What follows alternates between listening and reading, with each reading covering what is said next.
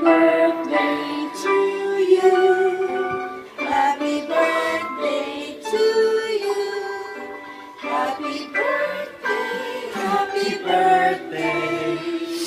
Happy birthday to you.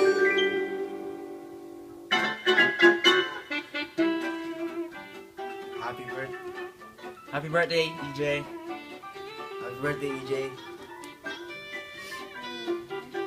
birthday, Ate Ije. Lakasan mo. Ulitin mo. Isa pa. Isa pa. O, lakasan mo. Dali. Happy birthday, Ate EJ. Ate EJ. Happy birthday, EJ! Siyempre, nag-celebrate din kami ng birthday mo dahil 18th birthday mo. Kaya yan, meron kaming cake para sa'yo. Special yan para sa'yo, ha? At hindi na siyempre cake. Siyempre, meron din regalo para sa'yo. Kuya, Oh. Kenneth, Carl, pakita nga regalo kay There Ate you go. EJ. Happy birthday, EJ!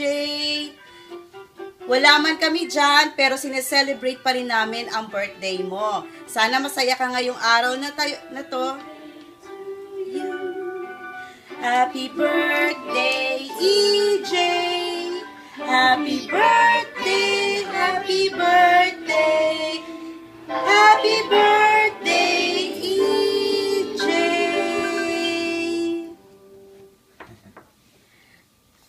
So, EJ, happy birthday.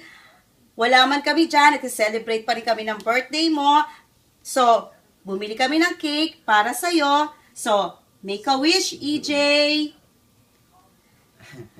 And, syempre, para sa'yo, may regalo kami para sa'yo.